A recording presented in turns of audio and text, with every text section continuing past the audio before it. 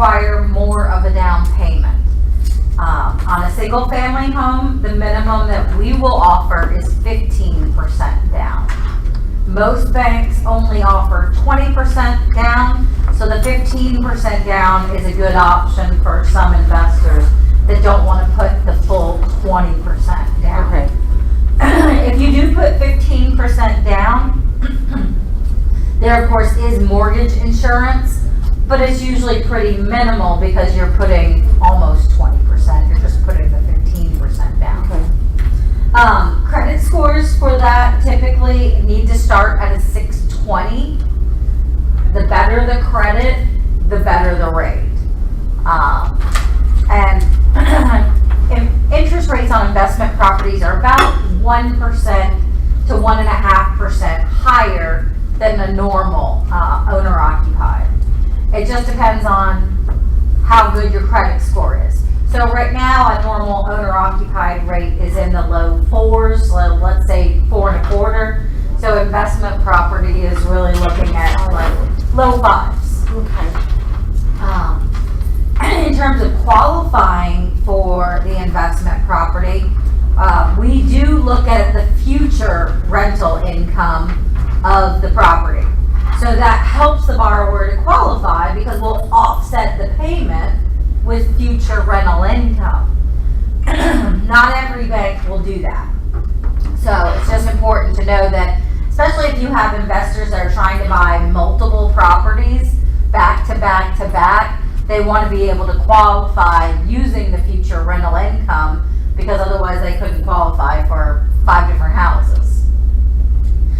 So that's an important feature. On investment properties, there is a limit on the seller ability for concession.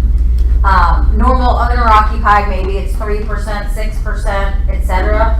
On investment properties, the maximum limit per Fannie Mae is going to be 2% in seller-paid closing costs. On investment properties, we will lend up to the ability for the borrower to buy 10 separate properties.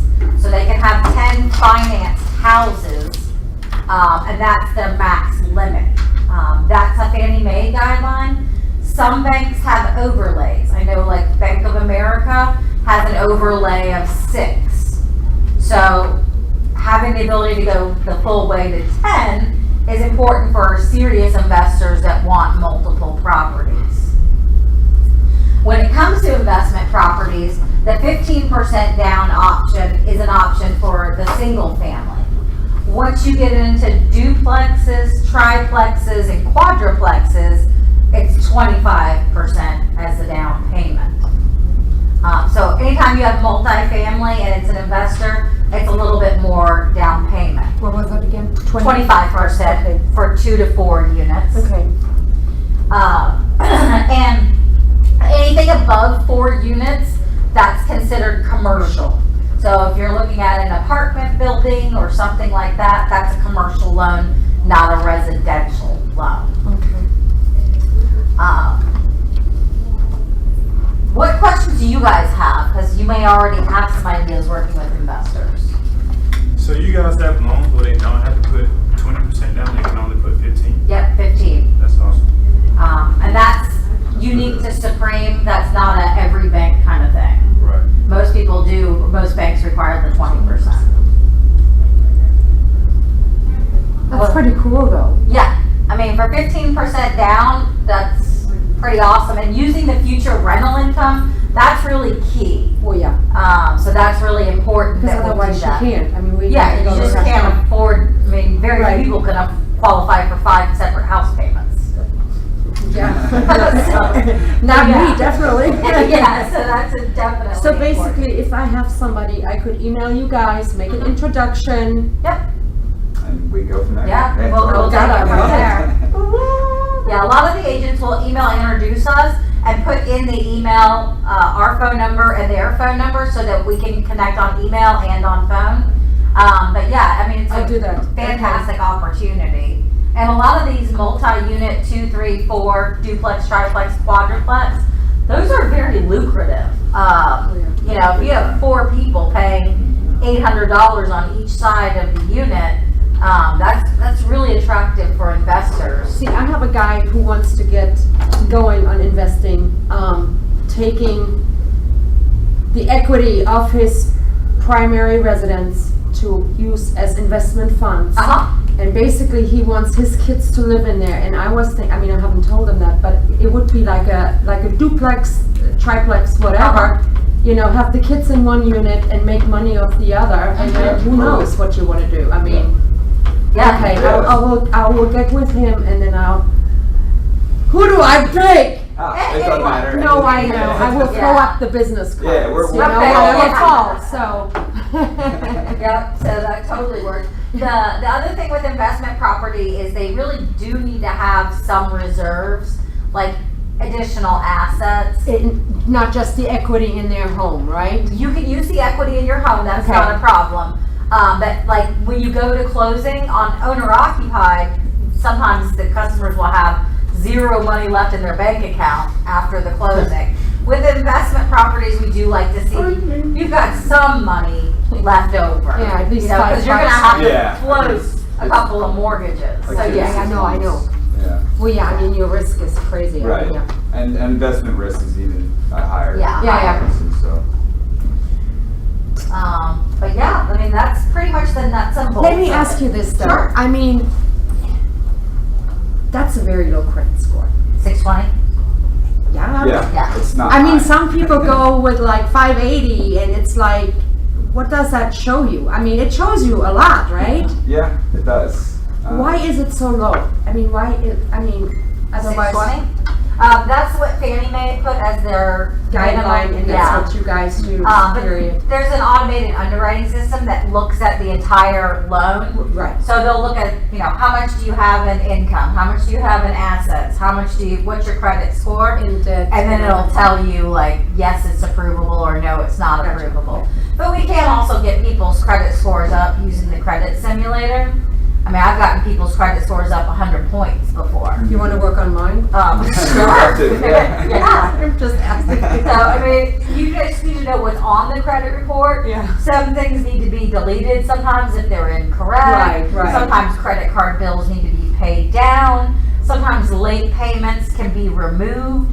And if you can do any of these things, the score just starts to Go away. jump right Yeah, up. you just need to. A lot of times investors, some of the wealthiest people, this happened to me when I first started, they're spread so thin because they were taught to go, spend everybody else's money and leave yours in the bank. Mm-hmm. So when you get investors who are millionaires, sometimes they'll have a 640 or a 680 credit score, and we'll coach them up real quick Right. to get them to 680 to 720, get them a better rate, but you'd be blown away Oh, how many wealthy folks, I mean, they got like there's nothing wrong with a 640 or 680, but to your point, my credit score took a big hit on a divorce.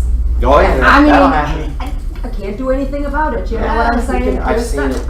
I That's my actually do a dilemma, ton of that. Oh where yeah, I folks are mean, going I'm through not that. the only one. Yeah, I know.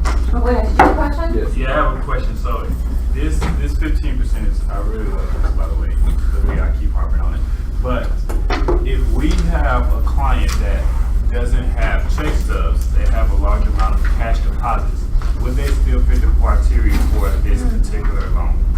Almost like a bank So- statement. Yeah. But they don't have. So they don't have the money in the bank, or they? No, the money is in the bank. It's in It the is bank, but based- it's They don't coming have to pay checks. Yeah, they They don't have have pay checks. stubs. They don't Okay, have are they checks. self-employed? Yeah. Okay. Profit so- and loss statement probably. Would that Well, work? no, we'll go based on the tax returns, based on what they declared. They don't claim anything on They their don't claim taxes. anything. Okay, so then they would have to move to a bank statement loan, Okay. which those are available. The rates on those are a little bit higher, like 8%-ish. But if they're self-employed and they don't claim their income, then really they're gonna have to use either the bank statement loan or perhaps a cosigner, somebody else that can go on the loan with them, like a mother, father, brother, grandma, somebody else that brings some income because they're not showing any on their returns. How long does the cosigner have to sit on there with them? I think if you do a quick. Well, the quick claim deed will allow the cosigner to get off the deed, but they'll still be on the mortgage. Yeah. So in order to get the cosigner off the mortgage, they would have to refinance, and then we're back to, Can they do that? Can you qualify? Did you start claiming your income or did you always claim no income? So even with the bank statement, they still will qualify for the 15%, or if they do the No, bank usually statement, that's a little bit different. We have to just look at how long their company's been in business, and then get the approval based on their credit score and things like that. So it may be 15%, it could be a little bit more, like 20%. Okay, So each situation's a little different with that, okay. yeah. Is there any financing available for like equipment or anything of that nature? Do you have something like that, like where they can? I know there's some loans that can do that. in terms of, Equipment? Like work equipment, like a work truck or something? Yeah, like or for the demolition or something, or maybe they can finance something as part of the deal. Is there anything available for that? No, we only do residential home financing. Now, we do renovation loans for investors, where if you wanted to finance upgrades to the house, like let's say you find a house and it's kind of and you want to put in new kitchen, screen porch, redo the bathrooms, we will do a renovation loan to lend you money on that. And the way that works is, let's say the house is $100,000, and you say we need $20,000 worth of repair and rehab on the house. Then you'll get bids from licensed and insured contractors, and we'll know exactly what are you doing, what's going on, new kitchen, new bathrooms, and then we'll get an appraiser to go out and appraise the house as if the work has already been done. So the appraiser will go out and say, okay, what's this house worth, assuming it had a new kitchen, a new bathroom, etc. So if you had a $100,000 house and $20,000 worth of repair, the house needs to appraise at $120,000 at a minimum with the new work that's going to be done. And that loan is for investors that are going to continue to hold and maintain the house, not flip the house. And the reason why that is because we guarantee the people that we sell our loans to that they're going to be able to collect at least a few payments. We're not looking to sell and rehab and flip and flip and flip. So it's really designed for somebody that wants to be a landlord, found a great house, but the house needs renovation or repair. Let me ask you this. Sure. A home equity line, you can only have if it's owner occupied. Is that correct? It used to be that way. There is one bank that we know of I that don't like banks. that will now offer a equity line of credit on a investment property. This is Elvis? I think it's TCF. Okay. Okay. So that could be an option. I understand that the rates are, of course, high on those two. I think it's like 8% or something. Yeah. And I think you can't have more than 6 financed properties, but I'd have to look at their guidelines and we can pass that. No, I was just curious. yeah. I mean, for my own sake, because a lot of times a homeowner will take a home equity line to do renovations Yeah. Right. on their own, Yeah. on their own course, like a second mortgage. And with an investment property, that brings me to the down payment portion of it. So on a owner-occupied residence, you can get gift money, etc., from friends, family. On an investment property, it has to be that investor's money. So no GoFundMe, huh? Just So no gifts from mom or dad. If it is that situation, that borrower would need to receive the money and then season it for 60 days in their account so that it became their money. But no gifts at the table or friends or family or anything like that. No gift money for the investment loan. Correct. Correct. If it is a gift, then it has to be given and seasoned for 60 days. But off the record, I could get a gift like right now. And let it sit in your bank for 60 Season it for days. 60 And then we'd be days. fine with it. Yeah. Okay. What if it's a LLC? Uh, And technically you put the other person's name on the LLC and they give you the funds? Does it, you still have to go through the seasoning process probably? Yes, if you're not, so let's say the money comes from the LLC, Yeah. we'll look at that person's tax returns to see if they're at least 25% owner of that LLC. If they're not, then we just consider it a gift from another party. So they still would have to cease the Even with loan. newly set up LLCs? Depends on how new, because usually you wouldn't have tax returns unless they've been set up for a little while. Do you have to have tax returns if you buy under LLC? How do you? So we only do the mortgage in the individual's names. Okay. If a mortgage originates as an LLC, truly, usually that's considered more of a commercial loan. Okay. Most of the time what investors will do is they'll originate the loan based on their own credit and income and get the loan and then later quit claim the property into an LLC. So. But you can run into issues doing that, right?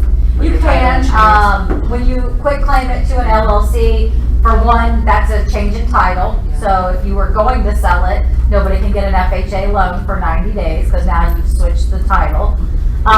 You can also run into issues Charlie was talking about a couple of weeks ago with the LLC and how the title is changed. So if you're going to do that, my recommendation is to speak to a closing attorney about it to see what are the pitfalls. I mean, obviously the upside is you're protecting yourself potentially against liability from people suing you individually, but there can be other pitfalls that, a closing attorney would be the one to recommend and say, this is good or not good, or here's where you could do. You talk about closing costs yet, Kim? Yeah, so we went over already, but we can go over it again.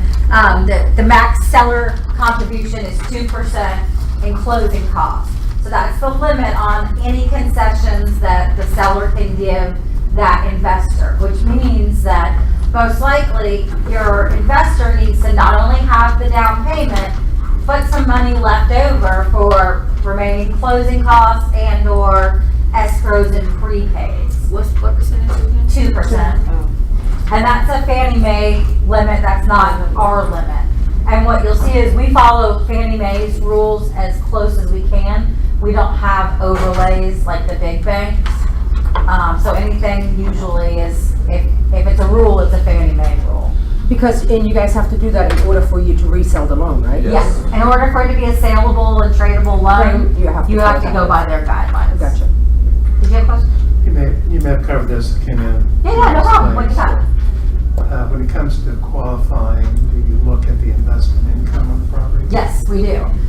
We will look at the future rental income of the property, and the way we calculate that is when the appraiser goes out to do the appraisal, they'll also do a rent comparable schedule, and they'll tell us what is the market rent for this type property in this area, and they'll pull rental comps like they do for purchase and sale comps. They'll pull the rental comps and say, okay, everything in this area, this square footage is going for this, and then we'll use that as to offset the monthly payment.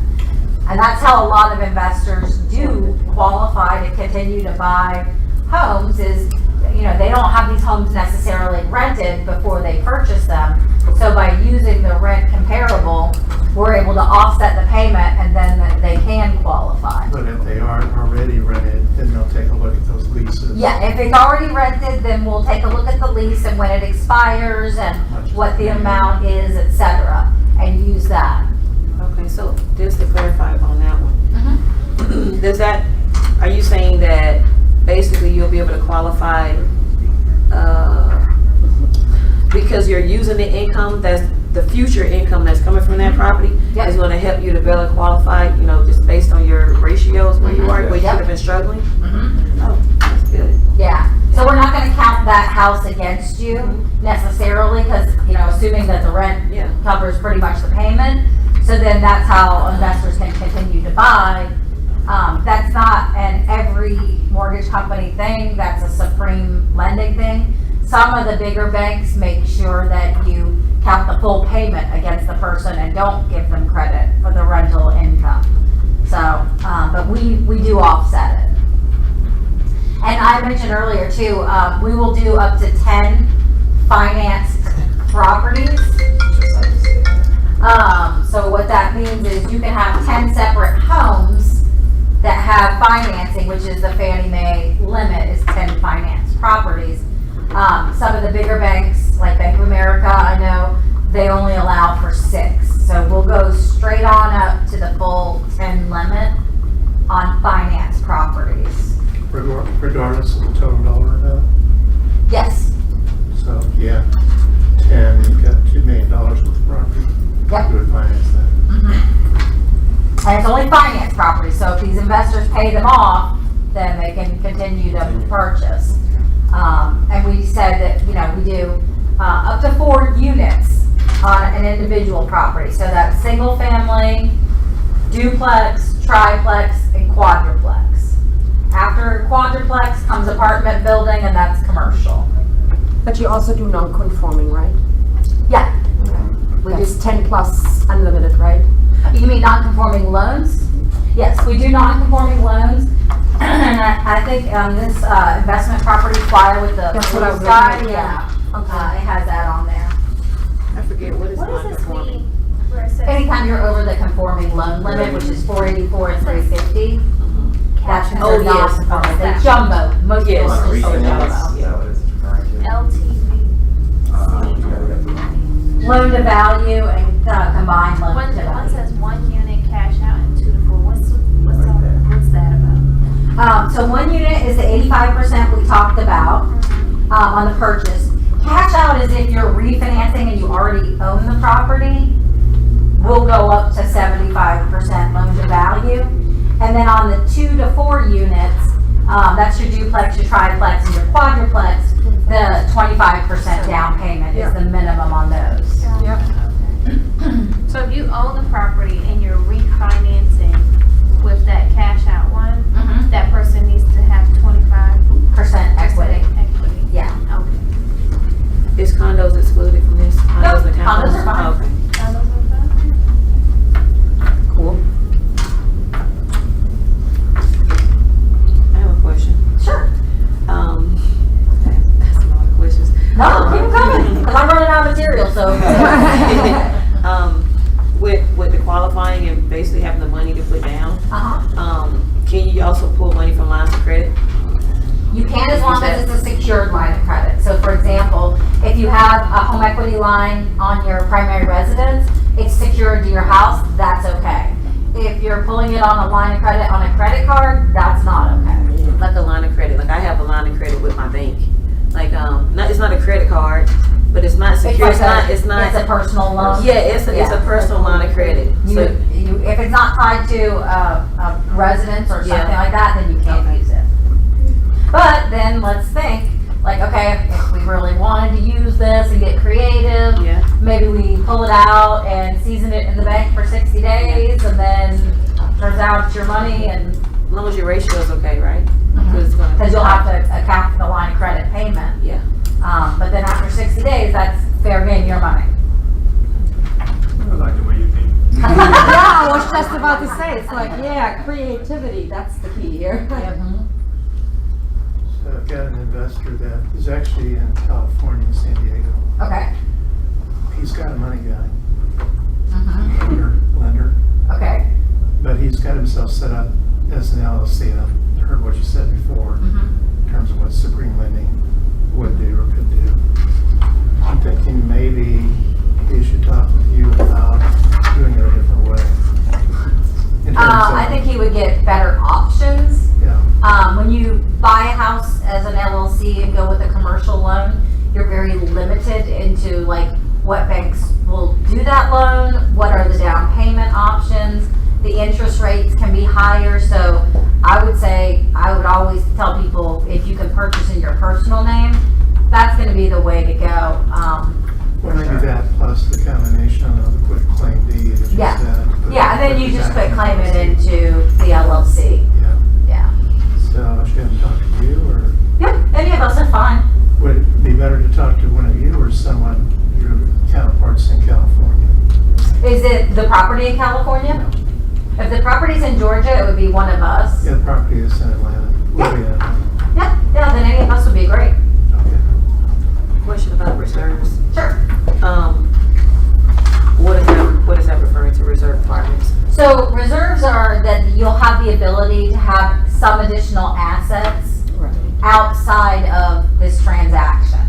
So, So, basically after you close, you'll still have some money in the some bank. money to be able to pay that mortgage So like it off says, over the like, next couple months. 2 to 6 months. It's based on the automated DU Fannie Mae system, and it'll tell us how many months. So let's say the mortgage payment is $1,000 on the rental property. If DU says you need 3 months, then that would be Okay. $3,000. Of the payment, okay, Yep. gotcha. Yeah. And with investment properties, the reason, tell me if I'm wrong here, but they want your own skin in the game, I guess, because if you're running out of money, they're gonna be the last thing that you pay on. Yeah. Yeah. You're gonna pay your primary first, and then, so they kinda want your own skin in the game. That's why the gift is small that you can get to, and Yeah, down that's the why they road, want it you has to have your own yourself, money, yeah. your own ability to pay for it, et cetera, because investment properties do have the highest rate of foreclosure. Which is smart, you mean, Right. because you can't control what a tenant does. Yeah. Exactly. Stop paying. Yeah. Or they trash the place, one or the Yeah. other, Yeah. or both. Yeah. Yeah. Do you all happen to have current market information relative to the properties you just mentioned for Metro Atlanta? I mean, when I say market, just the short time I've been looking, it seems that they come and go so fast. The properties, The properties themselves, sometimes they don't even hit the market. the lower price point properties are definitely the ones that are, the ones that investors seem to grab up. And I have a couple of buyers right now that are looking in the 110 to 130 price point, and they haven't been able to get anything under contract, because as soon as they find something, the investor comes in with cash and it's, forget it. So, Can you go ahead and, fully underwrite these, so you can be considered as cash, to be able to compete with those? we can fully underwrite them, but it's never really considered as much as cash, even if your loan's approved. I mean, most people want, cash in hand because they can close the next day. But yes, we can fully underwrite, a lot of every loan really. Yeah. Kind of back to what I was talking about. Oh, sure. My impression is that may be a wrong impression, but my impression is unless you're an agent that's been working in this specialty for some time, you've got a network that's built up, it may be tough to get into it. To get into initially. investing or? Yeah, I'm talking about at a certain price point like you just described. Uh-huh. Unless you've got a network out there where you're working with some investors, you got relationships, Mm-hmm. and you also are plugged into the market, I'll just say the market, I mean people in the market, Mm-hmm. that are aware of things that are coming because they've got their finger on the pulse Mm-hmm. before things ever get listed. That seems like a whole different world. Like, unless you're in that world, actually getting a deal, so to speak, it's gonna be tough. Mm-hmm. Yeah, I would agree. But you gotta be really, I think you gotta be really focused. If this is gonna be your business, To know what's coming you're on. gonna be in this business, this type of business, you gotta really be in the business for some time. Am I right? Yeah, the agents that I have that specialize in working with investors, they are like sharks. I mean, they know what's coming on, they know what's going to be at the courthouse, they're there on the first, But you know What is it, what? Tuesday or Even Thursday these or whatever? people have to start somewhere. yeah. I mean, they have to start somewhere. They were Yeah. not born that way. Yeah, I understand that, but you also gotta make a living. And so I'm wondering if, as far as a strategy, and this is just for me, it doesn't have to be for anybody else, would it make more sense to find out who's already in that market and to somehow get into partnership with them if you're showing some sort of value? So it's gotta be something for them, for you to, Yeah. or accept you as a risk. Just ask her this. So, does that make sense to you, what I just said, as far as a strategy? In terms of, I can try to go out there and build this business on my own, to be in the specialty. But, yeah, you gotta start somewhere, but it's gonna take you 3 years to get to the level that you really wanna be at. Or, who's in this business right now? Who can I network with?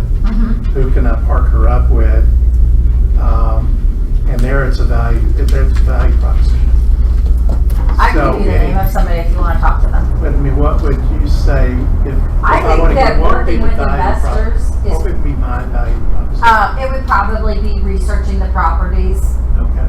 that they So know doing are some of gonna. the legwork, the Yep. grunt work, the going out and seeing the properties. Yeah, because I think that the really good agents that only work with investors, they are constantly on the go. They're at the courthouse, they're, Networking events. yeah, they're finding out and visiting all of these properties, because especially the ones that come available at the courthouse, like, you really need to have, like, seen the property to know what's the condition of it. I would think that would be your value, because, I mean, if there's 40 houses coming up for sale on the, on the block, it's hard to drive 40 I houses. think you need to also be an expert in particular geography, so area. Yeah. So, I'm the expert in such and such county.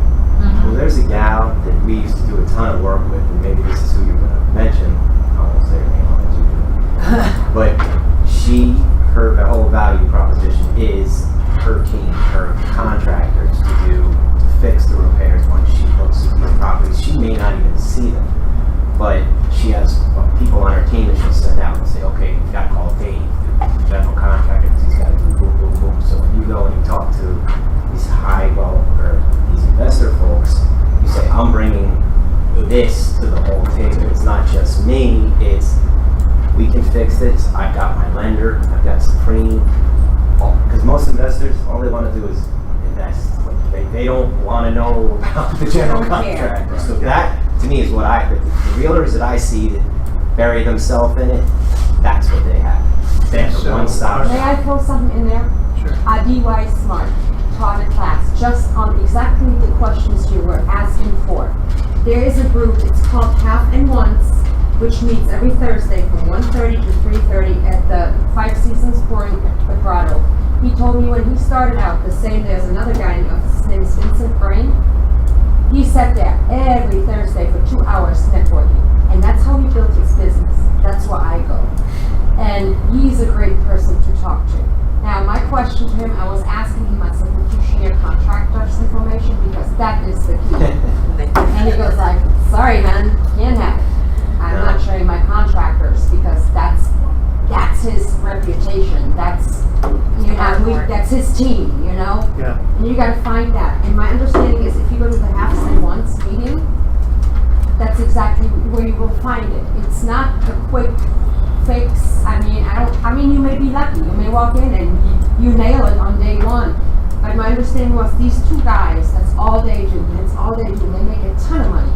That's where they started out. Is that the Facebook group he has, Vince? He has He has a Facebook group too. as well, but this is a real thing where you actually, it's called Half and Once, that meets every single Thursday at the Grotto. Okay. And you are with contractors, you're with investors, and you can where? network.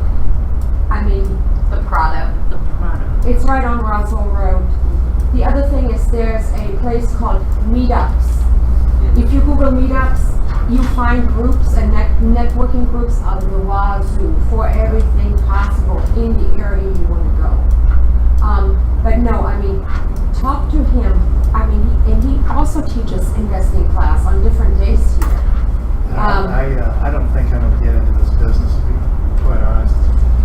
Okay, I think well, for just me, throwing it out there. for me, it's a lot of, I guess the thing that appeals to me about this business is to be in the right position. So I don't want to be the guy that's driving in my car, going out and looking at properties or going to the courthouse steps and things like that. I'd rather be on the other side of that, maybe a transaction broker. Just to write the paper, just send deals through. So, you can enter this market, there's various roles to be played in this thing. For me, maybe different than other people. Alright, what do you got? I think when I walked in, you guys were talking about qualifying. Did you talk about all that as far as what you need to qualify as far as, I invest, I want to invest more in real estate. I haven't financed the investment property yet. But as a self-employed individual, what are the requirements for?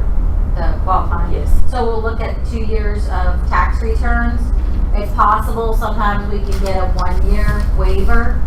So if your last year was like your best year, we could try and get a waiver to use that in terms of the income. And then we'll also use the future rental income of the property.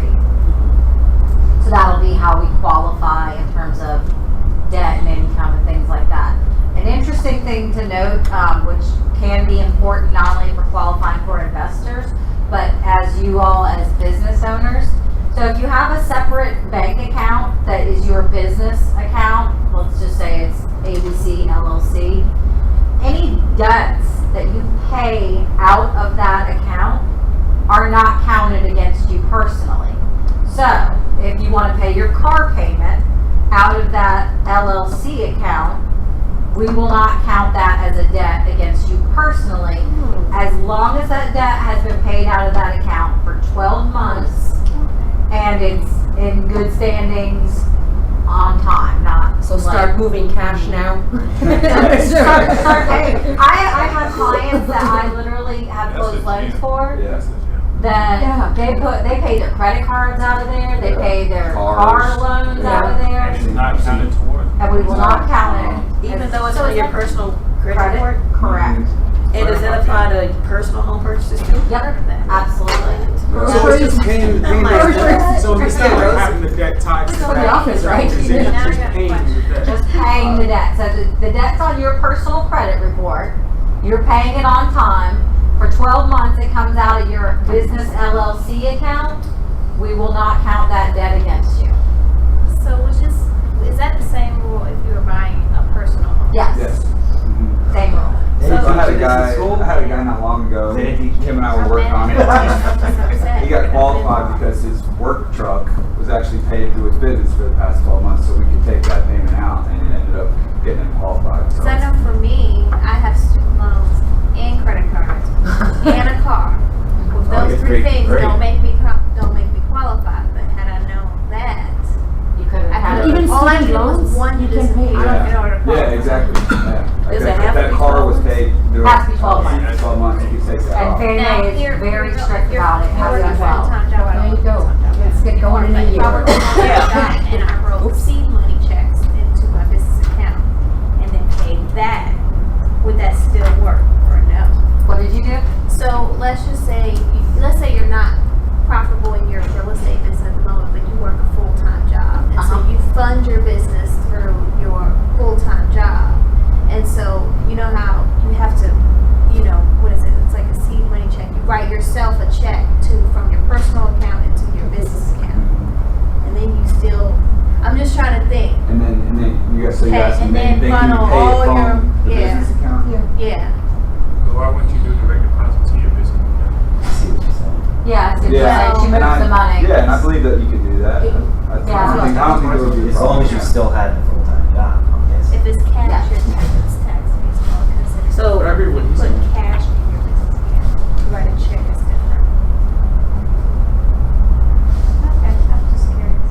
Yeah, yes, I think it'd be You guys fine. get way out of the box. I like it. I know. Can you see like the wheels? Oh, I can smell the I smoke. was trying to buy it, I was told by everybody. I was thinking You guys need to be underwriters. I did the reverse. I used to be an underwriter for I paid 15 years. myself from my business, Before I quit my stupid job. So right?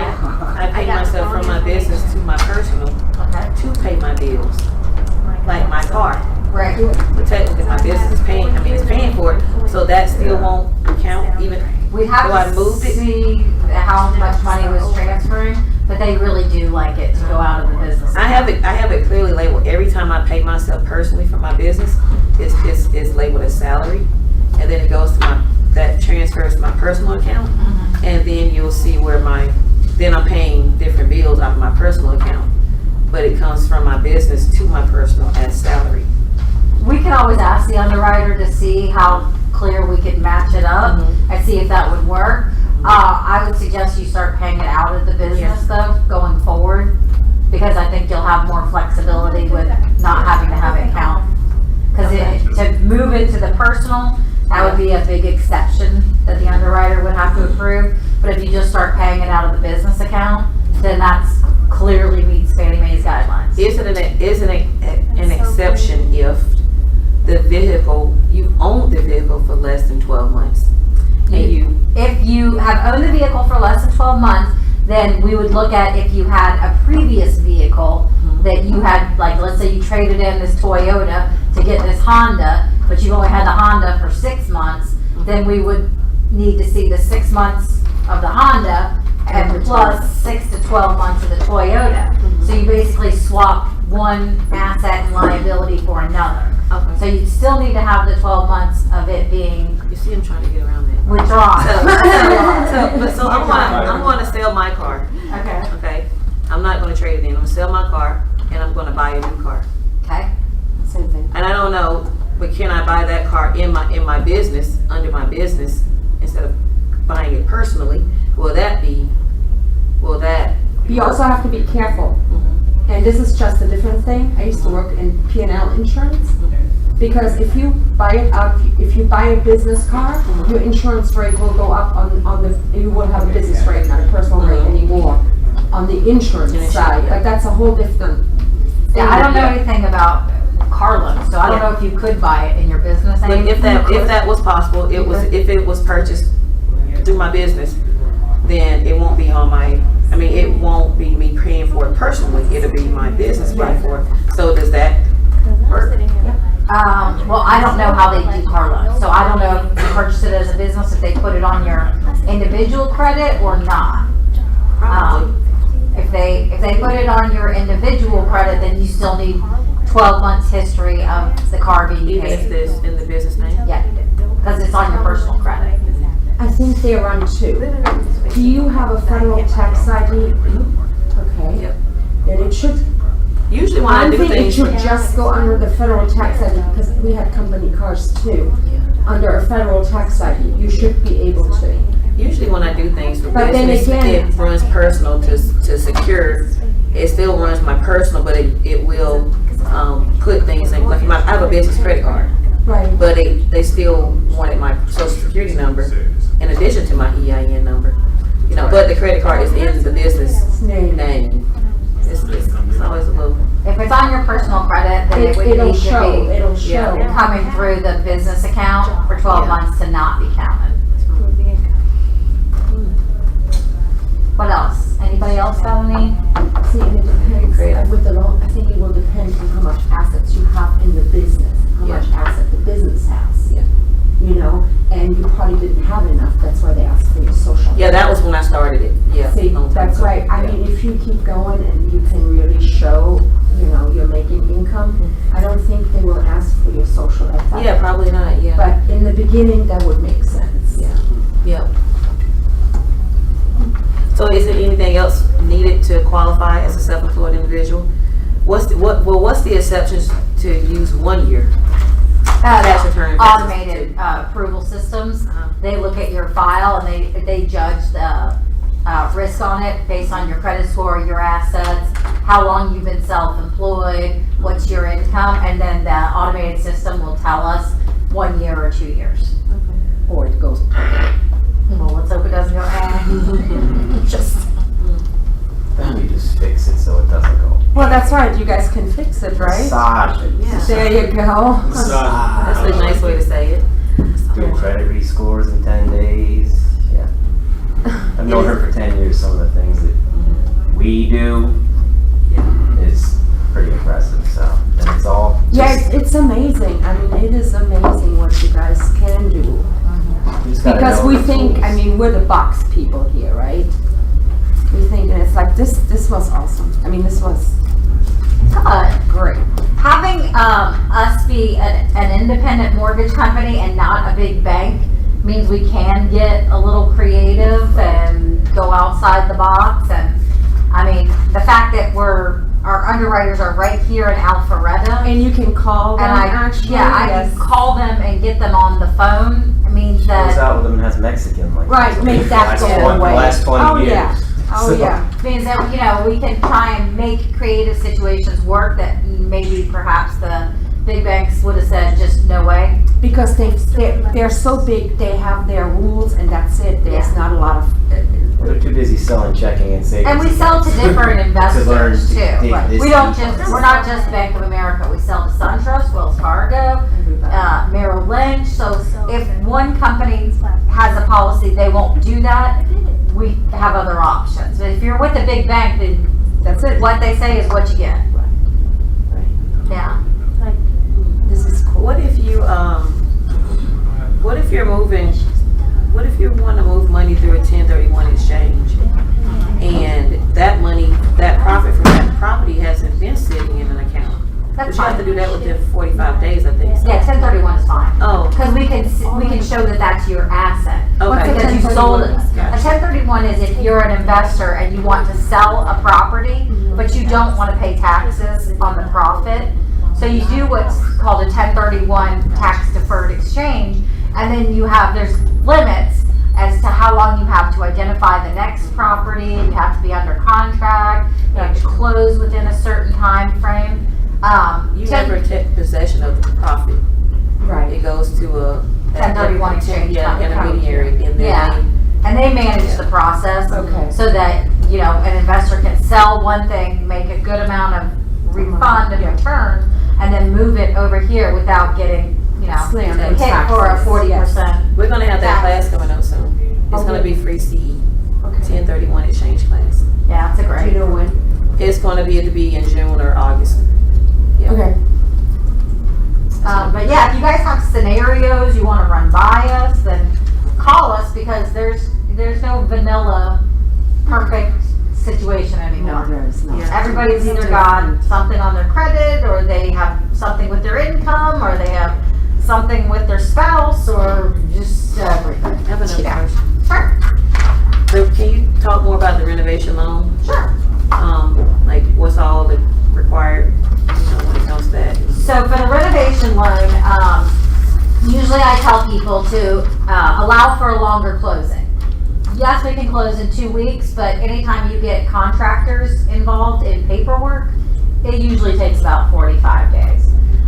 So you have to get your quotes for whatever work you want done to the property from a licensed and insured contractor. So we'll need their license, we'll need their insurance, we'll need a very detailed bid.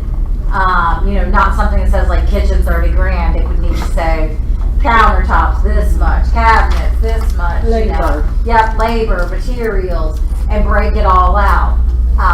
The work needs to be work that's done to the property itself. You can not only rehab, but you can add on like screen porch, or you can add a fence even. But in general, no landscaping. Anything that could die or be taken from the property, so we won't have any value there, is something that is not included in a renovation loan. But if it's something that's affixed to the property, like bigger bathroom, new screened-in porch, brand new kitchen, all of that. is good. Driveway, all that stuff. Yeah, all of that has a value that will remain with the Right. property. Then you have up to 6 months for the work to be done, which is quite a while for a renovation. But and then so we'll actually go to closing once we've gotten the appraisal, made sure that all your repairs are going to make the value of the property worth what we're going to lend on it. We'll go to closing, and that's when the draws or the disbursements to the contractor would start. If it's more than $25,000 to $30,000 in rehab, then you must have a HUD consultant assigned to help manage this large scope of the work. Is that a good thing? I think it is, because when you get into a reno like that, you really want an experienced project manager that Yeah, is so it going is to a crack good the thing, whip. yeah. Yeah. You said over what amount? Was it 25? 25 usually, because once you get to what you add in your contingency, then you're at 30. So yeah, then a HUD consultant is involved. A good HUD consultant probably costs an extra $1,500. And the HUD consultant will help manage the project and the work and everything.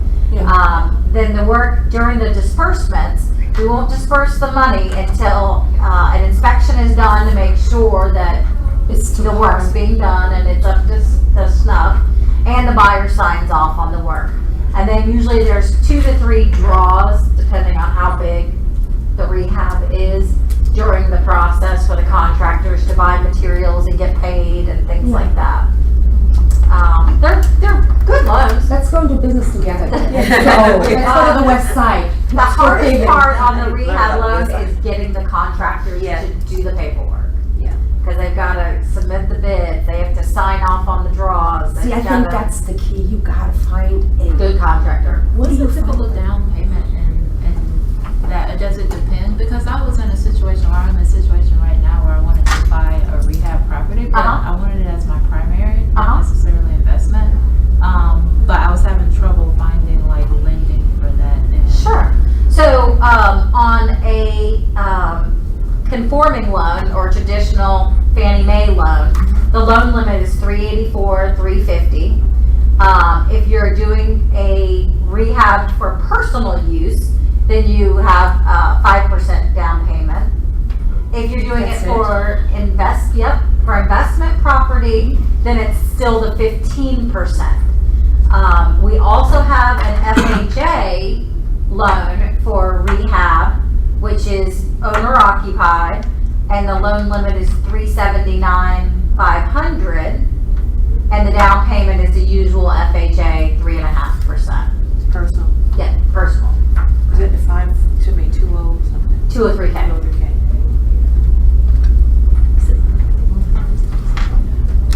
You said you don't do loans on flip houses, like if you're going to sell? We don't, like if the person's just buying it to update it and sell it, then we don't do the flip properties. What would be the, okay, let's say, how long would they have to keep the property before they could sell it? 8 And months. you would not consider it a flip? 8 months or 6 house payments. Okay.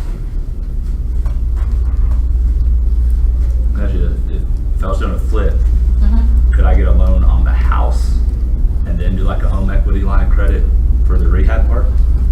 Like, would you do a loan Yes.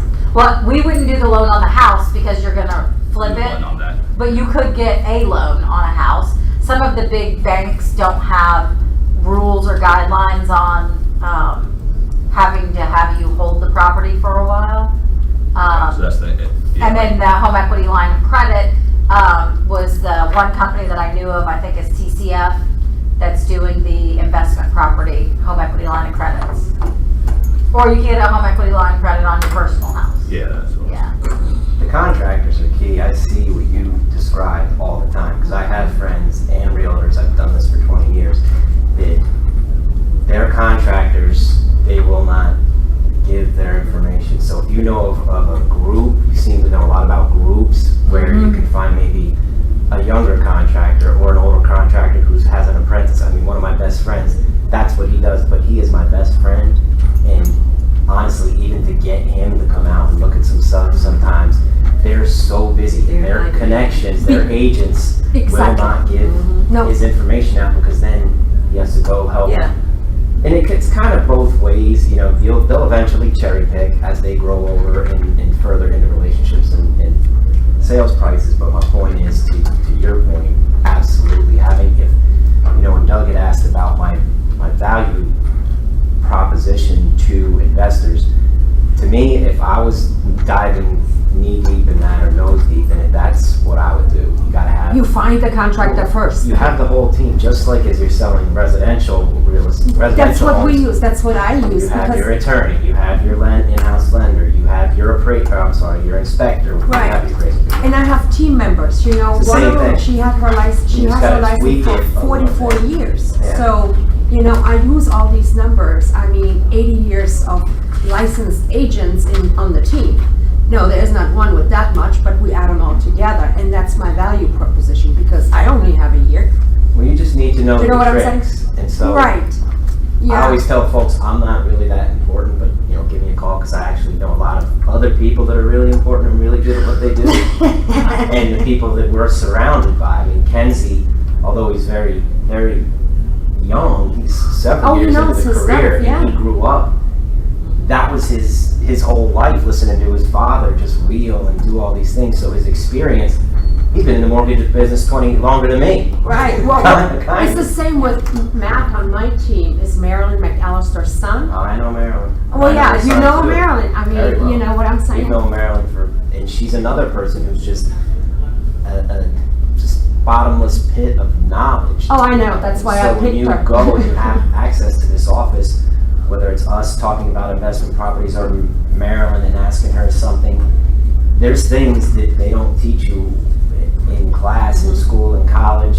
I mean, I learned, my dad had investment properties growing up, and we were his wrecking crew, right? Cutting grass, and that's why all my neighbors are like, Scott, did you ever cut your grass? I'm like, hell no. Nope, I'm on the phone, I'm good. But you learn use these people's life experiences to your advantage when you're talking to your group of friends, whether you're at church or softball leagues or however you're meeting your crew. Let them know that you're the go-to. Like, hey, I can get you that answer. Because then they just start thinking. I mean, my friends don't even know, my referral sources many times don't even know what company I'm with. They just know, hey, you got financing questions and mortgage questions that are related, or you're getting a divorce and you're trying to buy a house, which I've gotten through a lot of that. So if you have that or you're going through it, we can help there. I just want off the freaking deed. I want off the mortgage, you know? And it's not That doing, requires a signature. well, yeah, he has to refi. He's not, so guess what? We're going back to court. I mean, it's what it is. I Well, if mean, he needs to refinance, which he does to get you off the mortgage, you know, we can talk about this off to the side. If you, Yeah. Or you can air it right out. It's all good. I don't have. y'all want my social? I don't have any secrets either. But if he wants, needs some guidance, we're happy to help out. Well, he's not willing to talk to anybody, so, No, it's, the judge will tell him what to do. That's the only way. Well, when he tells them, we'll be here for you. No, I know. Because I know. Unfortunately, I've seen it all. Yeah, I mean, it's killing everything, but, it's what it is right now. I cannot, get crazy over it because I'd be crying. You can't all control it, No, I so. can't, so. But this was awesome. You guys be getting a call from me and my friend. Good. Well, our information's at the bottom and all our cards are up front. I mean, we need to get your information. I think we can sign you. Yeah. Cool. All right. Is that what that's for? Yes. That's why they pay her the big bucks. Hey, guys, thank you. Thanks for coming.